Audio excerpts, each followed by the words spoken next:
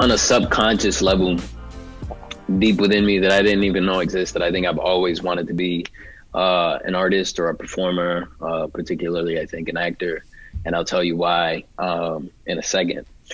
But I think when I first realized that I wanted to pursue it as a profession, I was maybe 17 years old. I was obviously still in high school, and I had no intentions of being an artist. Growing up in Miami, Liberty City, which I love that you got, Moonlight right behind you. So we repping already.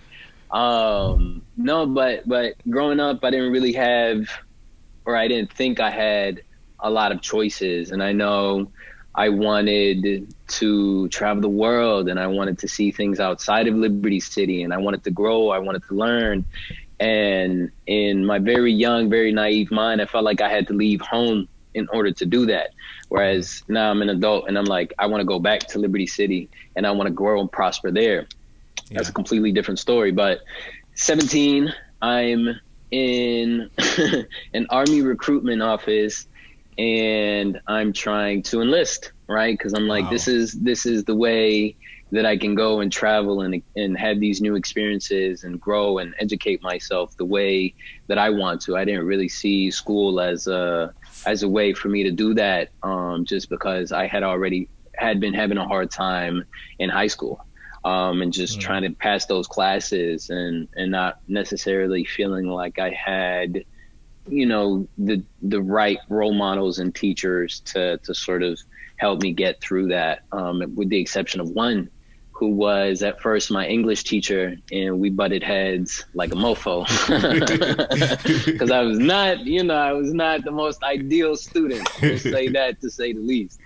And I got to know her a little bit through that avenue as my English teacher, but I think we really bonded and connected when I ended up auditioning for the drama program, whom she was also the head of at my high school.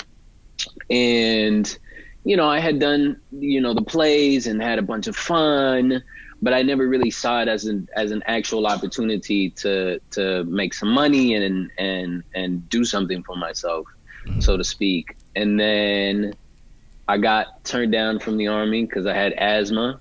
Go figure.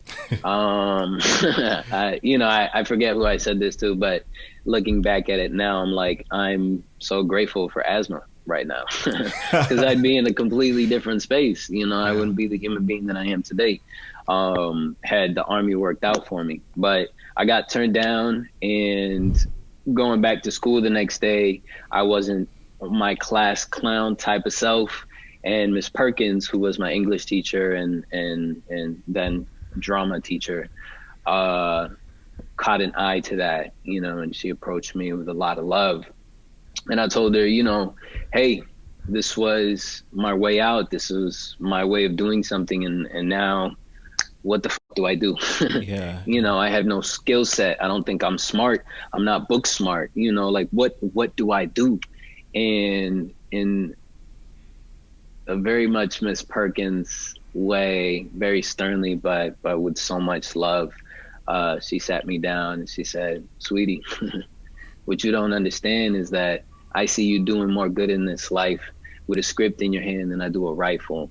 And I repeat these words because they are my mantra nowadays, and I thank God every day for her and for those words, because it's what propelled me to say, okay, so what do I do with that? And she's like, let's find you audition material.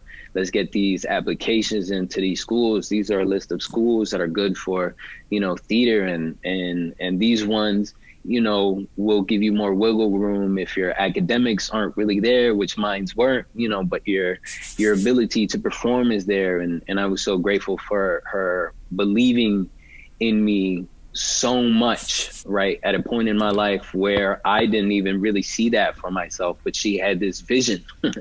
She had this vision for me that I couldn't see, and it was because of that I was able to clear my window, so to speak, and be able to see what she was seeing. And I said, all right, yeah, like, let's do it. Let's audition for these schools. Let's find monologues. I wanna try.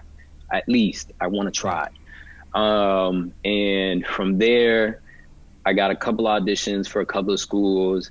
I went to New York with a friend and her mom, and we auditioned like crazy kids in New York City. And I fell in love, man. I fell in love with the snow. I fell in love that it was dirty. I fell in love that, it felt like home. It felt like home off the rip. And I was like, I think I can do this. And then I got accepted into Pace University, though I later dropped out. Ooh. Go figure. But it seems like things worked out. So Yeah. I think everything has worked out how it was supposed to. So that's kind of that's that response. And then the other one was most recently I got reacquainted with my father that I didn't grow up with, and I went to go visit him in the Dominican Republic, and it was the most enriching experience I have ever encountered. And I wish that so many more, particularly Black and brown men, because I feel like, often not, because of history and the cards that we've been dealt with, for the most part, we're the ones that have been left without fathers, unfortunately, or parents in general.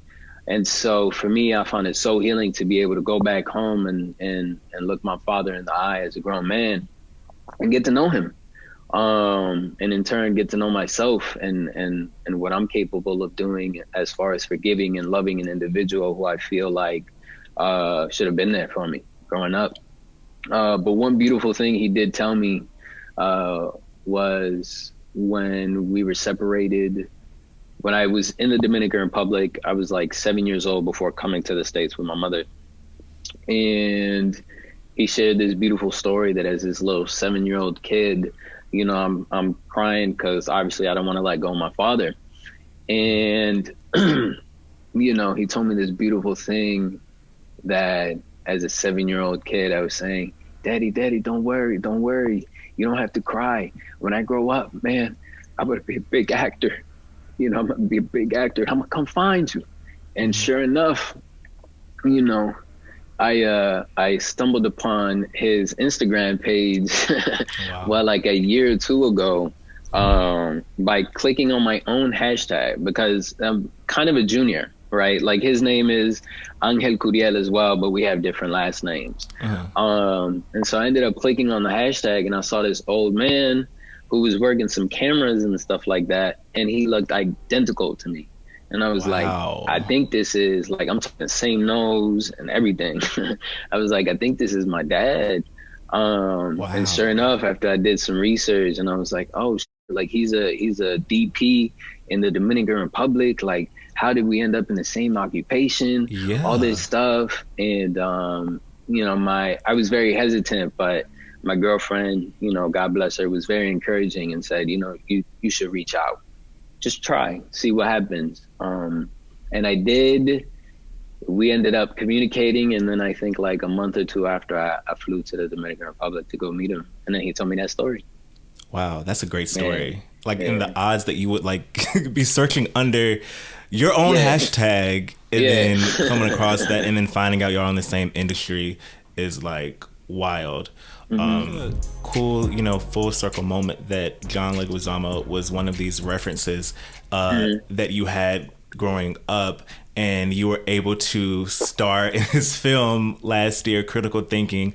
I have such a vivid memory about that because I was headed to South by Southwest and was so excited to see this film before the pandemic happened. Because that was the first big thing that got canceled, and we're like, okay, it's gonna come back up in September. It's gonna be fine.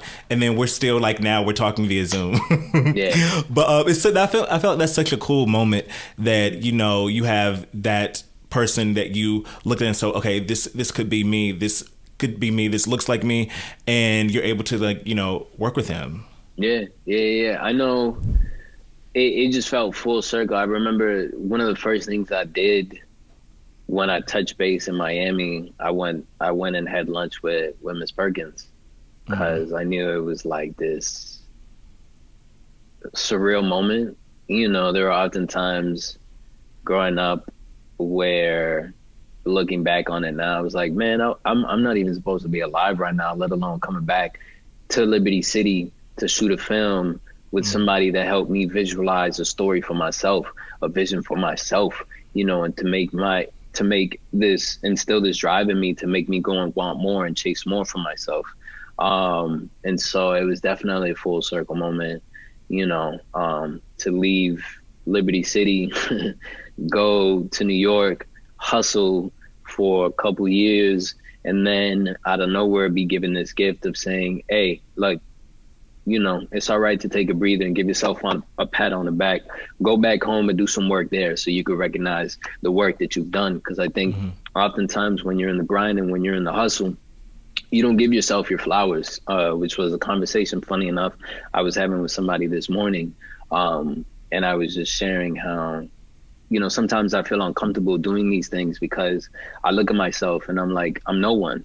You know, I'm just somebody here that's just trying to make a life for myself and, you know, help contribute to my mother and my sister who are still living in Liberty City, right? Like I want to uplift everyone that I can as I'm doing this thing. And until I feel like I've contributed enough to the people around me that I feel like have supported me since day one, then I'm still in the grind. I'm still, you know, I'm locked in, I'm focused. And so she was just expressing, you know, this morning saying that, no, like often when we're in the grind, we don't give ourselves, you know, that proper flower of saying, you've worked hard and it's okay. And I think to piece it back together, I guess this is kind of like a flower, is the fact that we're having this conversation because of the work that I put in. And though I may feel like I'm no one to be sharing anything with anyone, that it's okay to sort of breathe and say, nah, you know, you can enjoy a conversation with Trey about the work that you've done thus far, though you feel like there's so much more to do. Yeah. And we are in the bittersweet final season of Pose, and thinking about this journey that we've been on, did you think that your character, Lil Poppy, would be such a breakout star? You know, we saw Lil Poppy in season 1, but then season 2, we got so much more. And in this front burner storyline, you know, did you think when you first signed on to the show that, you know, the fans would respond like this? And do you think, like, you know, the fan response and people just, you know, supporting you in the character could have possibly even led to you having so much more to do on the show in general as we're in this final season? Yeah, to be honest, I didn't think I was gonna make it this long. I'll be honest with you, Trey. I didn't think I was supposed to be here this long. I didn't think I was supposed to make it past season 1. When I first got booked and signed on to do Pose, they booked me as a reoccurring. So in my head, I'm like, all right, bet I'll do like three episodes or something like that, and then they'll do, you know, my exit, and that'll be that. And it'll be a great opening experience for me to get my foot in the door and try and get more work after that. And man, I'll say this. And I remember, you know, I think like around episode 3 or something like that, I was in MJ's trailer, MJ Rodriguez, who plays Blanca. And I was in her trailer and I was just fucking crying. I was crying because I was like, I want to do more, you know, I want to be a bigger part of this. Like, I want to, you know, and I think that was just coming from a place of like, man, I love it here. Like, I feel safe here. Like, these are my people. Like, I can't imagine like being on any other set right now because I feel so at home with y'all. I don't want to go. And I kid you not, I think around the next episode 4 of season 1, I got that call from my rep saying, Ryan Murphy wants to upgrade you to a series regular. And I said, what does that mean? What is a series regular? I didn't even know what that meant. And they were like, it means you're employed and you'll get to stay on the show. And I said, that is amazing. And literally, I think I was in a van with MJ going to set, and I was just like, she was the number one. Like, I was just in your trailer crying to you and, you know, about wanting to stay and wanting to be here and do this thing with y'all because it's fucking amazing. And I feel like I'm at home here. so why not have her be the first person I share that with? And I did. And, you know, I think that was a blessing because after that, I believe Steven was the first one. Steven Canals, the co-creator of Pose, was the first one to let me know after I got upgraded to a series regular. And he was like, and don't worry, we, you know, since we kept you, we got a strong little episode for you in 7 where you get to showcase, you know, some more of your work and of your talent. And episode 7 came around, which is that episode where I get booted out of the house because Blanca catches Poppy selling drugs. And I remember doing that, and I forget when or how, but just hearing from Ryan saying, like, this kid has something, like, we have to give him more season 2. And when I heard that, I was like, I'm gonna be okay. You know, the journey is just starting, and there's so much work to be done. But the fact that there's people out here that believe in me and want to see me do some more, I think I'll be okay. And so that was the first time I realized I think I'm gonna be here for a while. And that was really, really refreshing. And then as far as the interactions from the folks that watch the show, that I think that was just the icing on the cake. You know, that's like the love that people were able to see, and the work that I was putting into this character that people didn't take for granted, made me want to hustle and work so much harder. And I think is a part of the reason why sometimes I am extremely hard on myself as an actor, and I always want to do more, and I always want to do better. And I always want to make, you know, I'll see myself and I have a hard time because I was like, man, you should have took this avenue, or there was this choice you could have taken, and why didn't you do this? And, you know, it goes back to like stepping back and receiving your own flowers.